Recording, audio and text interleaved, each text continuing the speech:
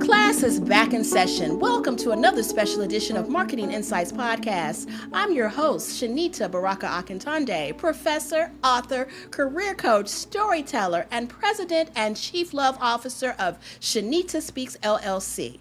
Today's episode is going to focus on Generation Z. We're going back to school, y'all. We're going to talk about what it means to take brands that appeal to this particular demographic and make them pass the test. And I am thrilled. Make that popcorn, please, to have two excellent guests here with me today who are not only experts on Gen Z, they have their finger on the pulse of the culture. They can take it and blow your mind. They're going to talk to us about what it means to connect with this group and, again, make them buy your brand. So, to my left and coming up on camera soon is Desmond Walker. Now, Desmond's going to tell you a little bit about himself, but he is a TEDx speaker and co-founder of Narrative, which we are in the auspices of now. You all can't see the entire studio, but let me just tell you, it is thebomb.com, and we are here to talk about his expertise, and I'm going to allow him to say a little bit about himself now. Desmond, tell him about you. Sure. Well, as you shared, I'm Desmond Walker. I'm co-founder and CEO of Narrative Digital Marketing, which we have the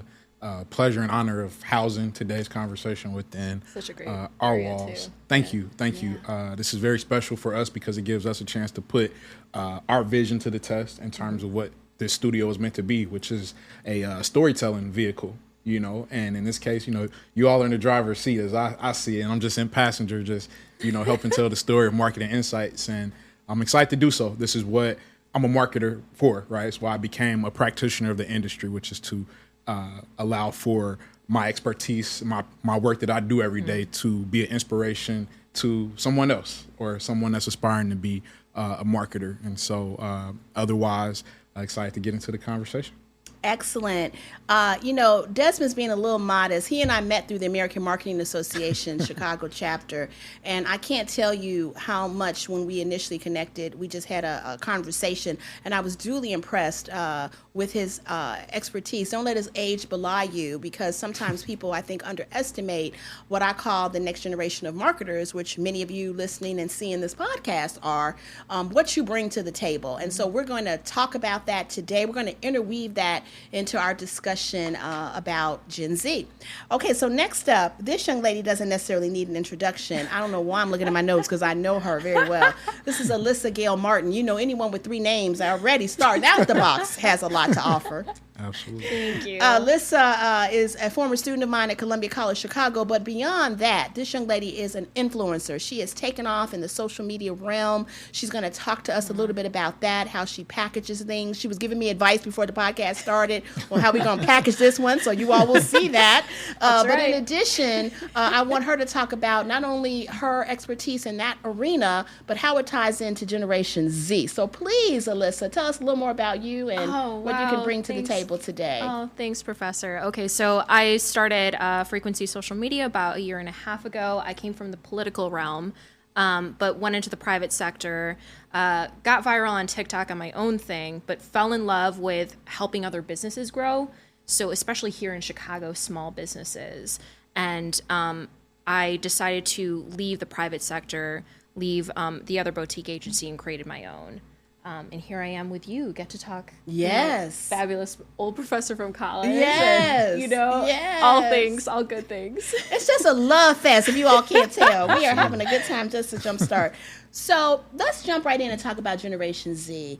I like to say that, and maybe you all can help for folks who don't know who they are. First, let's start with the definition in you all's own words of who Generation Z is. And you said an interesting term to me before we started the podcast about what category you place yourself in. Because I asked them, I said, well, what category are y'all in? And I said millennial, and you said zillennial for you. Talk a little bit about that and talk about Generation Z. So we're born in the 90s, like between 91 and 98. We're in this, we understand millennial context, but we also honor Gen Z as well. We get the Gen Z trends or, connotations of things. And I think that puts us in a middle, kind of like the meat in the sandwich here. Because there's 2 different generations, but they kind of cut us out because, it's either like you're a millennial or a Gen Zer, and we're really like, well, we understand both. So I'd have to say, being a zillennial is quite, it's a mix of both. Nice. I like that. That's a new term. That may be another podcast I invite you back for. Good. Okay, Desmond, what about you? What do you want to add to how you define Gen Z? Sure. So similar to Alyssa, I liken our position as being sort of the middle child, as I would call it, where we have, at least speaking for myself, that older soul and that experience of being around long enough to understand the world pre 98 or whatever year it falls in, but also have a pivotal point of view on what came after that, right? Yeah. So I think the best practical way that it often applies day to day is pre-internet, post-internet. Alyssa was telling me how, she has very few, if any, memories of life without the internet, right? Some of us in this zillennial stage, we do have, even just a faint bit of memory. And I think it's powerful to be in a position to see kind of both ends and understanding culturally what makes either side tick as a people. Absolutely. Oh, I love that. So let's just get right into this, because with Generation Z, and this can apply to other demographics, for listeners of old podcasts, or should I say previous, because they're not old, they're previous podcasts. We talk, and I talk a lot about how you slice and dice demographic audiences, how you target different groups, whether they're your primary, your secondary, your tertiary. And I should pause for a moment and say this very important soundbite before I go any further. This podcast is jumpstarting the new season. This is jumpstarting the 2025-2026 season. And we're doing it with an interview. This is a new format for me. I used to call myself the Oprah of podcasting because it was just yours truly talking and sharing my expertise. And now I have your expertise to talk about this very decisive, discerning demographic. I like to say also that Gen Z not only takes the brands, they sometimes remix them to make them be what it is that is amendable to them, their personalities, their style, the way they live their lives. And they also can cancel them if they ain't meeting the rubber meeting the road. So what are you all's thoughts about that? What are some things that you think propel this generation to, I feel, be a little more attuned to what's working for them in terms of how they select their brands versus just taking what's given to them, which marketers in the past have been used to doing? So I can add on to that. This reminds me of your class at Columbia talking about knowing your audience and what's key. And I say this all the time to even my clients now. I kind of took what I from your classes. But Gen Zers, they buy through the DMs. So, through TikTok, through Instagram, they buy through when somebody slides in the DMs, or, they see something that's relatable to them. So I think taking a lot of Gen Zers do take the older nostalgia and make it make it their own to make it relatable for today. So they're almost like bridging this gap of, making it trendy of the now, but still keeping that euphoria of how it was in, perhaps like 80s music or even 90s, and they're making it their own. Yeah. That's great. I'm going to come back to that. Yeah. It's almost like the best of both worlds, which is, I think is what you said, what's working from the past, from the nostalgic perspective, but also what current things are working for them as well. Desmond, what are your thoughts on that?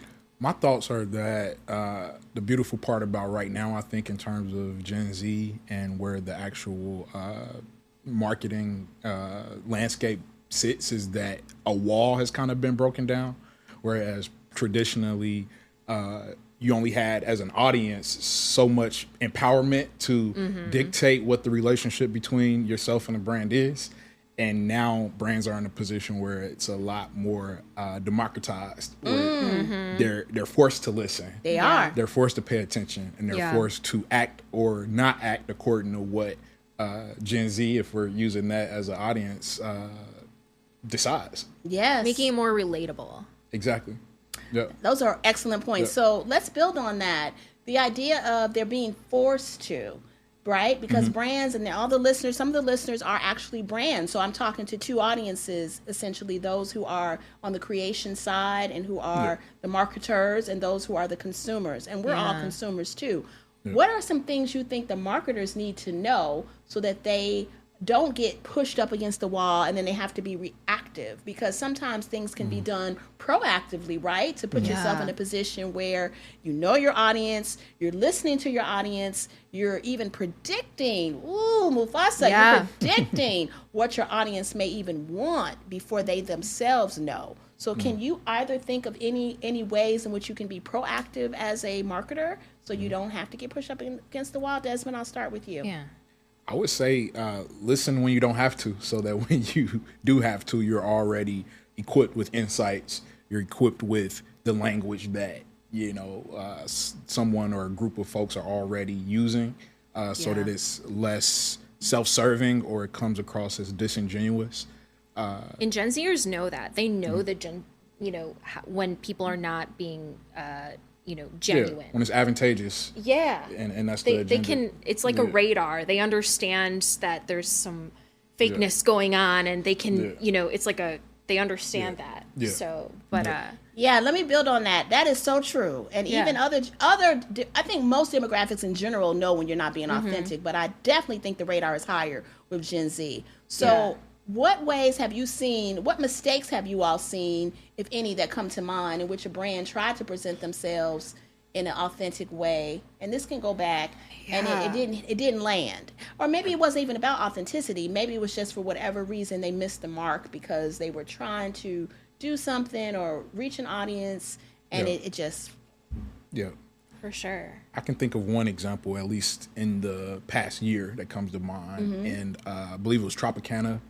They redesigned their orange juice bottles, and the ploy that they positioned it as it's this new slick design, and somehow he's emotionally going to make a difference in how you consume orange juice, right? That was, more or less the story. When in reality, they reduced the size of their bottles. Oh. And initially, if I'm just an everyday person just reaching in the cooler, grabbing orange juice out, taking it home, pouring it, drinking, thinking no mind of it, whatever. But once you start kind of looking at the real pieces to it and reading that label and seeing the ounce size decrease, it's like, wait, did you all truly do this to give me a different, experience? Yeah. Or are you just looking to save coins by putting more, by keeping the price the same? And like the sneak attack move or something. Bait and switch almost. Bait and switch. Yeah, that's an excellent one. Let me also add to this. There are some brands, and they spend a lot of monies, right? So they don't just make these decisions happenstance. At least you hope they don't. Right. I'm thinking back old school when Coca-Cola, and this wasn't just targeted to Gen Z. You all know the story where they changed their flavor of their product. Yeah. And they had done a lot of research and everything, and then they realized, and even the consumers told them, we like the new taste. Except when it officially rolled out and they took a sip, they say, oh, no, this ain't Coca-Cola. We want our old Coca-Cola back. Yeah. And so sometimes consumers will tell you things, or you'll get information from consumers that is not accurate, right? You can get it and from the source. Yes. And sometimes it still turns out that it doesn't, they change their minds. Because consumers change their minds, right? Anything you want to add to that about the ones that are not working? Or I think leaning into culture is what you want to do. And also, you mentioned the focus group.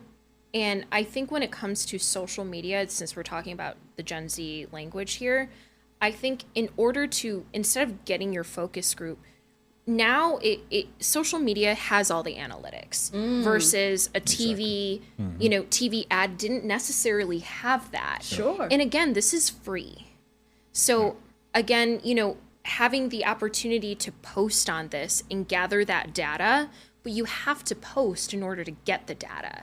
So I think what really is important is playing with what works of different the creative has to be with the data. It has like the DNA. This is how I tell my clients, so this is the DNA here. Creative and data go hand in hand together. And in order to create the data that you have, you got to post. You got to figure out what works and stick with that. Okay, so let's talk about posting. You're an influencer. Oh gosh, how does that work? I mean, if I'm brand XYZ and I'm posting myself, to your point, you have to post. Yes. But I also want other people to post about me. Yeah. I want influencers to post. I want my consumers to post. what are some ways in which I can get them engaged with me, especially Gen Z, so that they are out there telling my story for me? So organic content is kind of what I think we're going down this realm. And again, having to post is figuring out who your audience is. And is it John and Sally who live on Burling Street? Or is it somebody who goes to Lincoln Park High School and, is involved in basketball? Who is it? And speak to that audience. So I like to say instead of social media, I like to say interest media, because it's what they're interested in.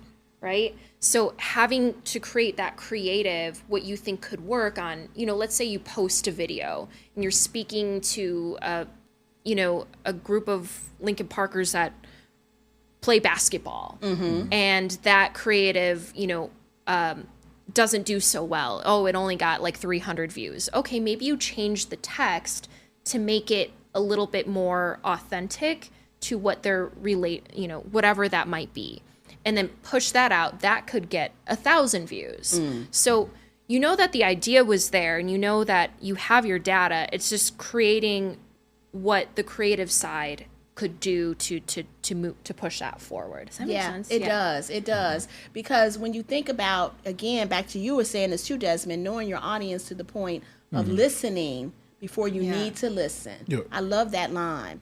Anything you want to add about posting? I think just echoing what Alyssa said about this idea of an interest graph right now versus what used to be the premise of social media, which is that social graph. It's understanding that if you start with the base of it being based on the interest, you can build vertically up or down to that. If it's a particular, let's say,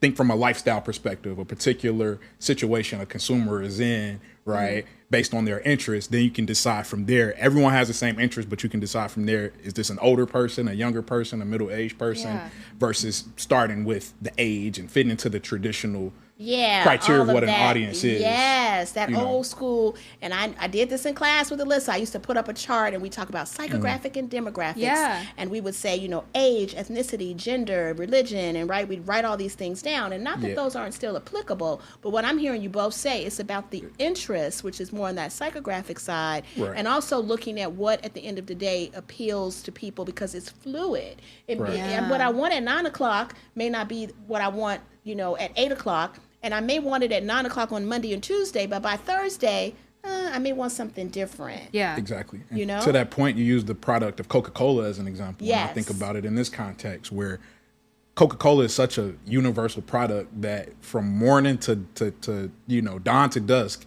there can be so many different scenarios that puts that product in someone's life. Absolutely. Right? And building out how that brand is positioned based according to those different nuances can make all the difference in whether it resonates with someone or not. In the morning, I may have a bottle because I may be drinking a bottle of Coca-Cola because it's a substitute for coffee, right? Yeah. I'm just drinking a bottle at a desk. I see a hand raised right there. At nighttime, it may be at McDonald's or Burger King, you know what I mean? And I'm eating a late night meal and it's a fountain drink versus a bottle. That could be a video. That could change the whole video and the story that could really attached to it. And it does. And so, this is so rich. So listen, I'm a Pepsi drinker, by the way, but I raised my hand because we're talking about Coca-Cola. But I like Pepsi. But Coca-Cola is an expert on branding. The personalized Coca-Cola bottles where I can put my name on there. Oh, gosh. Very smart. That's the thing. But let's talk about something else you raised that I think ties into culture as well. As you pointed out, Desmond, I might drink my Coca-Cola for breakfast for my caffeine boost. Right. What brands are discovering now more than ever, I think, is this idea of how people use their products may not be the traditional way in which they thought consumers were using it, right? And I have two quick examples. There's a dill pickle Olays or Jay's Lay's potato chip. I think it's Lay's. Forgive me if it's not Lay's. You all know what I'm talking about, the dill potato chip brand. Well, I shared this in previous podcasts. As a kid, we would take just plain potato chips and take pickle juice and pour them on the chips. Oh, wow. And we did that, okay? Now, this may be in the African-American culture, but it was what we did. For years, we did that. So when the Lay's came out with the deal, it wasn't a big deal because I said they took what the culture was doing and they commoditized it and made it into a brand. But that's listening and paying attention and understanding what your brand does. Another example is we and this may not be Cheetos because I don't know that there's a movie about Cheetos and I need to watch it. I think a Hispanic janitor gave somebody the recipe for that. Okay. But the point is, did you read the story? Okay, then you tell. Film about it, you tell the story because I don't. Oh, you just put in me your on the own spot here now. No, you don't have to know it verbatim, but just what you know, because I know it's like a special. The premise of it, as I understand it, is way back in whatever decade, be it 90s or 80s. Sure. There was a janitor working within an office space that was housed by the brand at the time that produced Cheetos. Regular Cheetos. Right. I'm sorry. No, I'm just saying and so we you know how it is. Right? You know how it is where you're as a brand at some point a brand gets in a position where they're trying to find a sweet spot between what the bottom line needs to achieve and then what innovation needs to achieve and then the product has to come out of that. And in this case, they were sitting around scratching their heads, brainstorming, sitting in boardrooms trying to figure out what the next best flavor would be.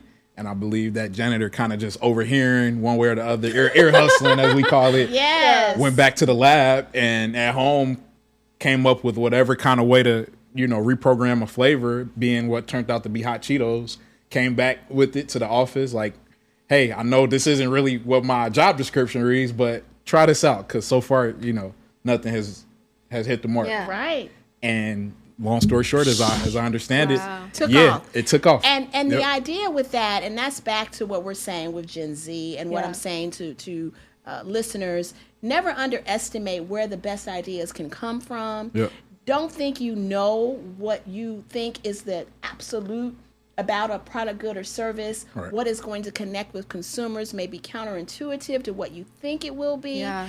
Knowing and understanding the nuances in a culture that may be its own subculture that has been created to make that brand or product useful to that group, which is what we pointed out at the beginning that Gen Z is doing. Yep. As I said, they will remix it.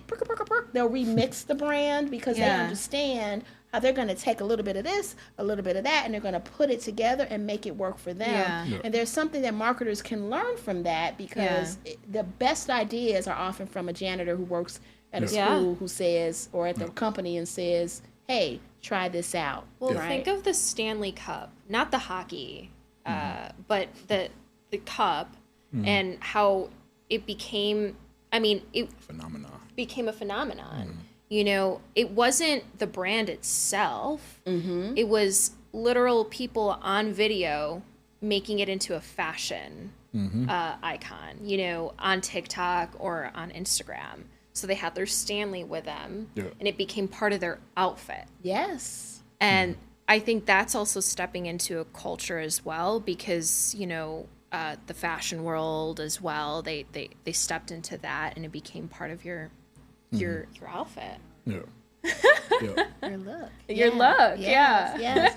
So we talked about the examples of some of the brands who weren't doing it well with Tropicana. And by the way, did Tropicana come back? How did they fix that? Do you know, Desmond? Or they I wish I knew. But still, Tropicana, if you're listening to this podcast, call us. We can help you. Because I like Tropicana. Okay, so do you have any examples of brands who've done it well with Gen Z that you can think of that they have embraced, whether in its entirety as it is or in some way co-opted it and did something else with it so that they can say, we're riding with you, so to speak? So again, Alyssa and I are millennials, so we can kind of speak. Yeah, and that's fine. We can straddle, right? Yeah, straddle. Yeah. That's good. In the last week, KFC impressed me. Okay, talk about it. So I imagine for some millennials, some Gen Z, they felt the same way. Okay.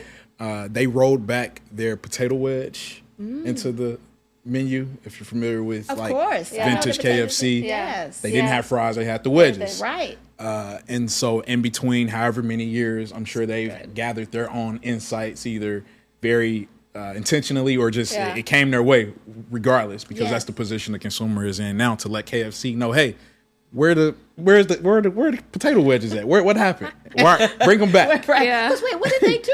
What did they substitute with there was nothing? Or just like mashed potatoes? I believe some locations have fries. Some locations I see. will have no kind of Oh, you gotta have a potato. fry or wedge position at all on the menu. Taco Bell too, because Yeah. Taco Bell and KFC go hand in hand. I think they're owned by the same company, I believe. Pepsi. Yeah. Yeah. There you go. There we go. I got a Pepsi mention. All right, continue. But otherwise, what impressed me about this KFC example more recently is that as they rolled out the product back onto the menu, they on social media rolled it out as this single picture of or I should say a picture of a single potato wedge as the visual, as the creative. Yeah. And within the copy, I mean, it was very simplistic, but it was like, if you know, the caption read, the copy in the caption read, here, damn.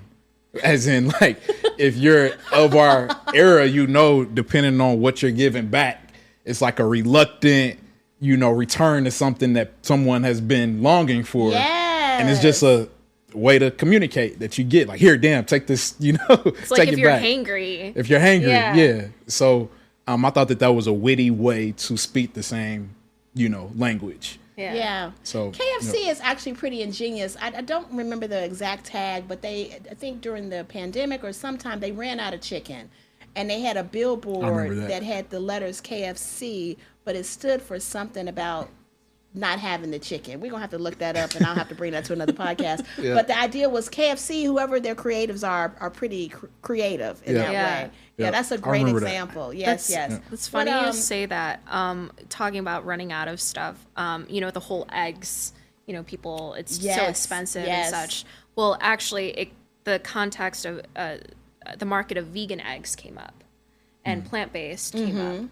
So, I'm plant-based, and, it was kind of interesting to see the different brands in the plant-based world go like, oh, wow, our stuff, people are trying us more because eggs are expensive. Yes. And, it tastes the same, just in a plant, you wouldn't taste the difference, really. Yeah. So that's where I see kind of stepping into that, that culture as well, because they're like, oh, you don't have eggs? Well, we got plant-based eggs. And it just like, it worked. Yes. It worked. Yeah, because I think necessity forces people to try things.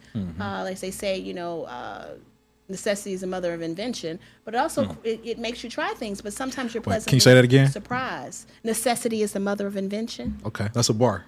That's a bar. Okay. All right. Nice. I like that. Nice. Yeah. So, but Taking notes. I want you all to tell me also in your own personal experiences, if you don't mind, Yeah. as millennials, as you're straddling the bar, as you said, what are some brands that just appeal to you personally because of their usefulness and or the fact that they may or may not have come out of a situation where you may have been pleasantly surprised when you discovered it, or it's just a nostalgic thing because it's a tried and true. Maybe your family always used this brand, so you came along and you used it for that reason. Either side of that coin. Ooh. You discovered it on your own, That is or a it was big just one. something that traditionally, and as you're thinking, I'll help you, give you a little time there. I used to say in my classes that sometimes I know, especially when you go away to college, for example, for many students, that's the first time, or many people, that's the first time you've lived on your own. And so that first semester, if you have to go out and buy things like detergent to wash your clothes or products to clean your dorm room, you're going to most likely buy the same brands that mom bought. Because Method that's for me. what you Yeah. know that. Yeah. You don't even think, like, maybe Yeah. there's some option, or maybe if mom used Tide, you're going to buy Tide. You don't think, Yeah. let me try, this other brand. Because you go on the nostalgia or the familiarity of what you grew up with. And then at some point, for whatever reason, maybe it's cost, maybe it's usefulness, you get new information, then you may pivot or change. So I'm not certain if, again, the two of you have examples of brands because your family used it, and it could be, toothpaste, versus just some brands that stood out to you because you discovered them on your own. Yeah. Good question. Well, the cleaning brand would be Method for me because it's a clean.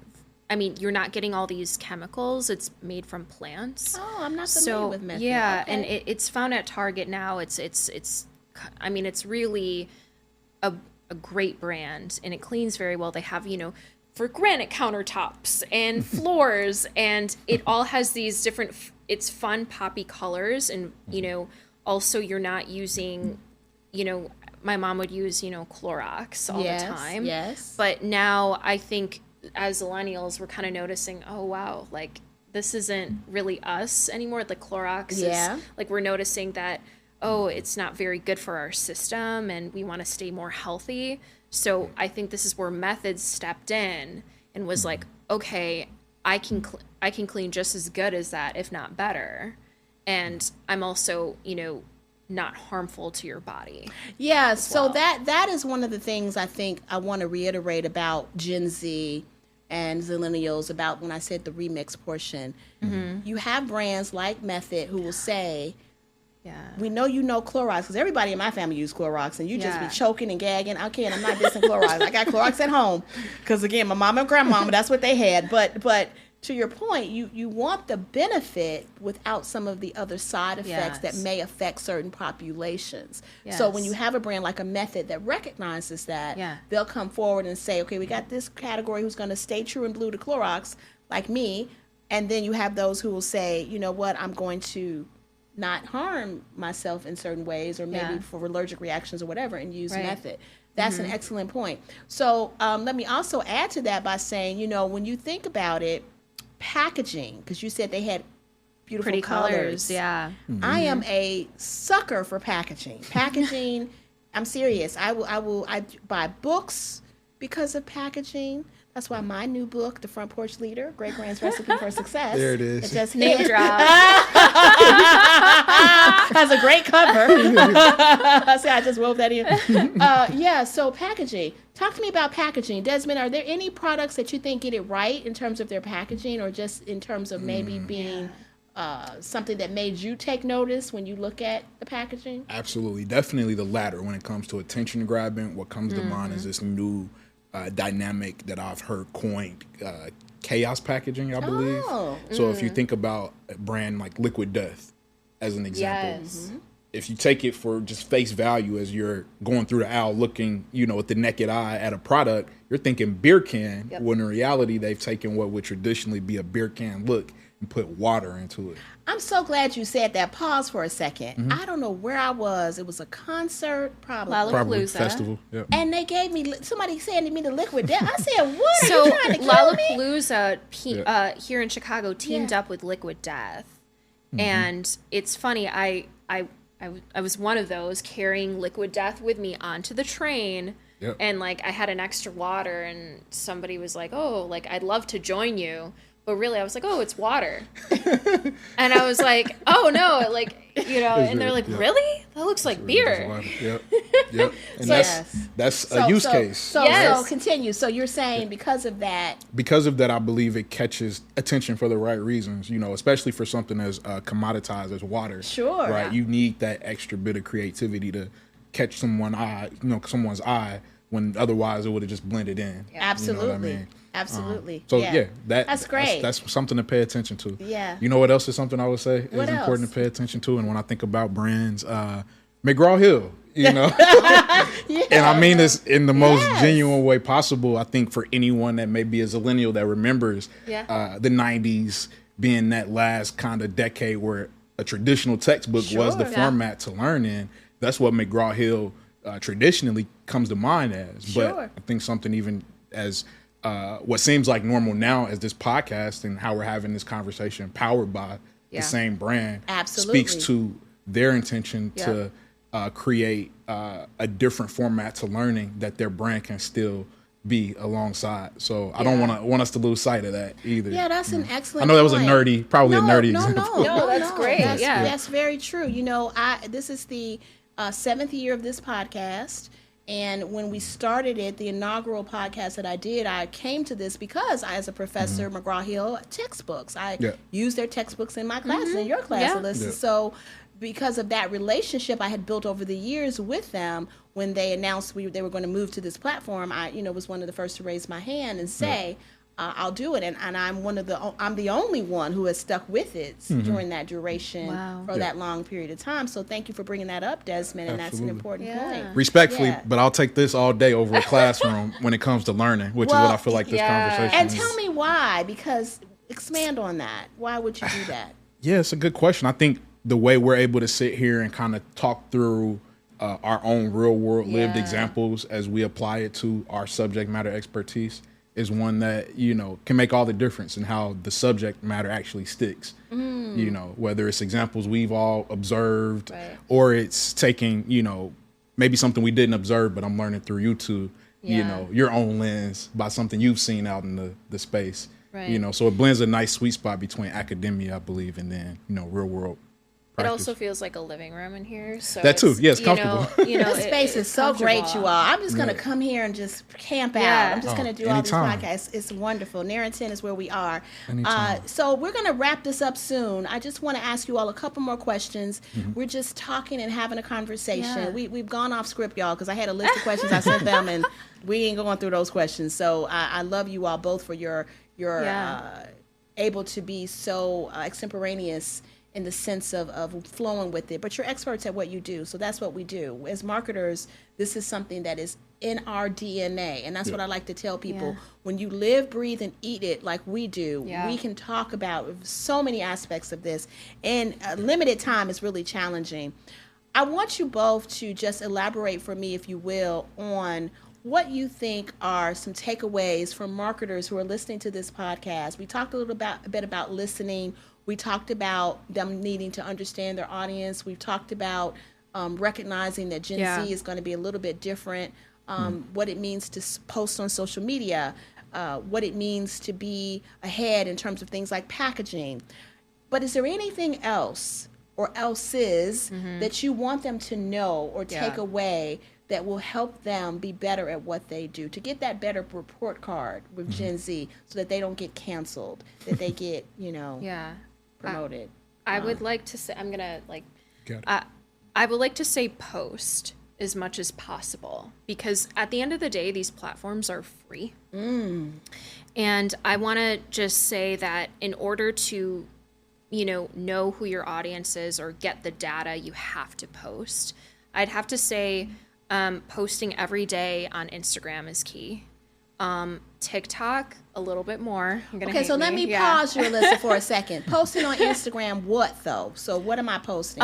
Combination of graphics and text, or I would stick with Reels. Okay.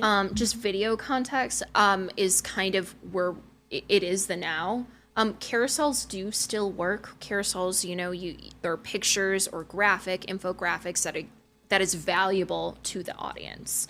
But I would say stick with video if you can. Throw in a couple carousels that are very valuable to the audience and informative that you want to stick with. That would be posting every day on Instagram and Facebook. TikTok, I know a lot of people are going to be like, oh, that's too much. Well, it's free at the end of the day. I would say posting at least 3 times a day on TikTok. And then LinkedIn every day. If you can, LinkedIn is kind of becoming, think of Facebook back in 2017 and of what it is now. And I'd have to say LinkedIn is something to really step up on. YouTube Shorts, they implemented that. And I mean, Instagram wants to be, at the end of the day, okay, Instagram wants to be like TikTok, and TikTok's not worried about Instagram. They're like, hair flip, nope. We want to be like YouTube. And it's actually, TikTok's now becoming like, okay, not just the YouTube. I want to be the Pinterest, and I want to be the Google. So now you're seeing this Zillennials and Gen Zers coming in, looking things up via TikTok versus Google. Yeah. And I literally look up, okay, how do I make this soup, a broccoli cheddar soup, and I go directly to TikTok. That is so interesting. Yeah. So how does ChatGPT fit into this? Or is that a different... Yeah, ChatGPT is a part of this. I'd have to say it's up there. ChatGPT is now becoming our best friend and kind of our therapist in a way.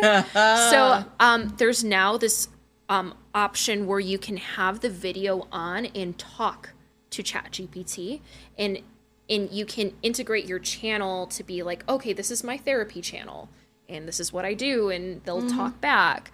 Or using another channel specifically for a client, or your content for your social media, and just it learns. Think of it as your thinking partner. Yes. And then moving it on from there and bringing it to the platforms. That makes You sense. and I are going to have a whole nother conversation after this podcast, because that's so rich. But yeah, I like that. ChatGPT is the therapist. And the hair toss for TikTok. Okay, Yes. Desmond, what do you want to add to this? I forgot what I asked. What the question was? Do you remember the I question? forgot too. So to address the most recent Right, thing, let's We go can with the go most dive recent. into that Right. too. look at AI as a whole, I would say, as a way to harness what I would call like an intern, but with a PhD. Meaning Yes. the willingness, the curiosity, the work ethic, but also at your disposal, right? Where there is no ceiling on how it adds value. You know what I mean? But beyond that, I would say, I think it started with, your advice about posting, right? And your immediate response was post what? Being super strategic from the onset in a way that your strategy can be as robust and wide and complex as it needs to be, but also making it as simple as well as it needs to be. And at Narratant, one of the frameworks we use within our strategy capability is content pillars, meaning categories that you kind of decide your brand fits into. Yes. So that you don't just wake up making it up, Yes, on the right. go, On the right? fly, right. And you're not You just have a winging content it. calendar. You have a calendar, exactly. So you have some sense of a framework of the what as far as pillars go, but then the when in terms of a calendar. In observing, just going on social media, and just without being the audience, be the consume the content and figure out, okay, that trend is cool. What if I take that, but I make it my own and I make it look like this? And having, that being that creative, it's almost like you have to be the writer, the producer, the videographer all in one. Yep. And I think that it sounds like a lot, but it gives more leverages to smaller brands. Absolutely. Even. And the tools are there now too, most Yeah, importantly. Whereas yeah. before that would have been very intimidating to take on all Right. pieces that bring that together. But now Yeah. you can be Now you can have the camera, you can have the script, you can have Right. the app that edits, Yes. the footage afterward Yeah. to bring it Yeah, together. it gives you control over your content in a different way, especially if you're a smaller brand. And it also lets you pivot, right? Because as you're saying, you can put on your hat and watch it and see what's working, pay attention, look, and then you can shift. You go, okay, this worked really well, this is not working as well, and then you can change. Yeah. You can almost do it pretty quickly. You don't have to wait a long time. And I can to see you, add on that- Alyssa. I see you, girl. I see you. Go ahead. And to add on that, let's say you have your strategy, like you said, where, you're posting, we're posting this amount, and you'll see like 3 months from now, you see that one video got 10,000 views while another got only 300 views. Yeah. Okay, well, that it works organically, that 10,000 view. Yeah. I can take that 10,000 view video, put that as an ad, put some money into it, put $500 into it, because that's how typically proven. Meta typically starts at like 500 for ads. And that's still a lot cheaper than a TV ad, a Hulu ad, or a newspaper ad, radio. And you take that because it works organically, kind of like the focus group that we were talking about earlier. Right. So you're seeing that data. Okay, take that 10K view, put $500 into it, into Instagram stories, and it'll pop up, and you're going to get more views because it works organically. Yeah. And what Alyssa is describing too, I would say, is aside from the economical difference between that format and what traditionally a traditional TV commercial would be, is also the fact that you have so many different ways to make creative the variable and test it to know what works or works, as she's describing it. Whereas, back in the day, you put whatever your budget is all into that one piece of creative, that same budget today can make 10 different types. Yes. You know what I mean? Yep. Yes. Yeah. And I think too, and you all tell me what you think, that Gen Z are on both sides of the fence. They are creating and they also are consuming. And this is probably the most involvement in that way I think we've seen in quite a while, if ever, from a participatory. We used to be passive consumers of what was given to us, but again, now we can take it and also Interest media. Interest media. Yeah. Okay, so let me wrap this up. This has been so fun. I hope you all had fun. This was fun. I had fun. How do they get in touch with you? So Desmond, tell people, how do they get in touch with you? How do they learn about Narrative? Tell them, please. I mean, so if you have that much interest in myself, right, you can reach out directly. My email is desmond@narratent.com. Desmond@narratent.com. Desmond@narratent.com. NARRATENT. Good. .com. Otherwise, if you may be a interested party in our agency as a client, perhaps we can have that conversation if you reach out to support@narratent.com or find us at narratent.com as a whole. If you're just at the informational search point right now, on LinkedIn, Instagram, at Desmond Walker there as well. Yes. So you can find, I haven't put as much into LinkedIn more recently as I know that I need to. So it's kind of like the mechanic that needs to maintain his own, push forward his own vehicle. Other fish you're frying. Yep. And we're here in the windy city of Chicago, by the way, but you all are, we have a global audience. So I just want to let them know that. Absolutely. Alyssa, what about you? Tell folks how they can reach you. So you can reach me on Instagram, Frequency Social Media, so at Frequency Social Media, or frequencysocialmedia.com. Or I have my own content as well, very separate from Frequency. So I do more the influencer side, and I go by Aloha Alyssa Gail. Aloha Alyssa Gail. I know that one. Yes. Yes. So this has been another episode of Marketing Insights. This was Gen Z going back to school, back to brand school. I'm Shanita Akintonde, again, the host of this wonderful podcast. We are kicking off this year. We have kicked it off with my two esteemed guests, Desmond Walker, Alyssa Gail Martin. I'm Shanita Akintonde. You can find me on LinkedIn at Professor Shanita Akintonde, on Twitter at _Shanita Speaks, and other social media platforms. It has been a sincere honor and privilege to interview these two to talk about this important topic. And keep in mind, until next time, which will be our even better time, bye-bye.